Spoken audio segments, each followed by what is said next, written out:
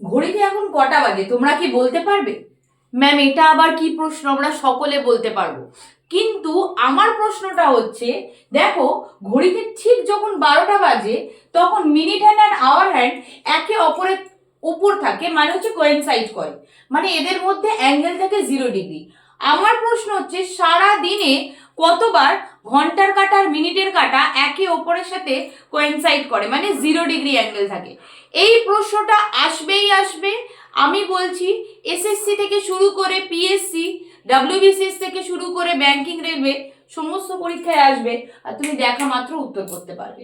দেখে নাও এই যে কনসেপ্টটা, অনেকেই বলবে ম্যাম একটার সময় 1:05 কোয়েনসাইড করে। একটু ভেবে দেখো তো, যখন ঘড়িতে 1:05 বাজে তখন কিন্তু ঘন্টার কাঁটাটা একের কাছে থাকে এবং মিনিটের কাঁটাটাও একের কাছে থাকে। ম্যাম কোয়েনসাইড করলো না, 1:05 যখন বাজবে আমার আওয়ার হ্যান্ডটা একটু মুভ করবে, ঠিক আছে, একটু মুভ করবে।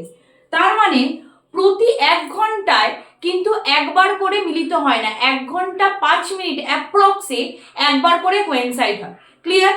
তার মানে পুরো 12 ঘন্টা মানে কি, পুরো 12 ঘন্টায় আমার কতবার? 12 বার কোয়েনসাইড করবে? একেবারেই না।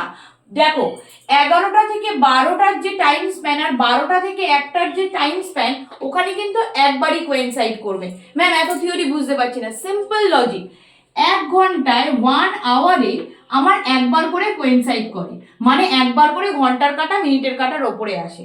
তাহলে 12 ঘন্টায় কতবার করবে ম্যাম? 12 টাইমস। এইটুকুই শুধু মনে রাখতে হবে যে 12 টাইমস হবে না। কেন না? 11টা থেকে 12টা আর 12টা থেকে 1টার সময় একবারই কোয়েনসাইড করবে, ঠিক 12টার সময়। তার মানে 12 ঘন্টায় কোয়েনসাইড করে 11 টাইমস। তাহলে সারাদিনে কত ঘন্টা হয়? 24 ঘন্টা। 24 ঘন্টায় কতবার হবে? 12 টাইমস। এইটুকু মনে রাখবে যে 12 ঘন্টায় করে 11 টাইমস, তাহলে 24 ঘন্টায় কত হবে? 22 টাইমস। আমার প্রশ্ন হচ্ছে তোমাদের কাছে, যদি আমি 2 ডেজের কথা বলি, যদি আমি 2 ডেজের কথা বলি, কবার 0 ডিগ্রি বা কোয়েনসাইড করবে? আমায় কিন্তু অপশানে কমেন্ট বক্সে আনসারটা করে জানিও। ভালো লাগলে লাইক করবে, চ্যানেলটিকে শেয়ার আর সাবস্ক্রাইব করতে একেবারে ভুলবে না। Thank you so much.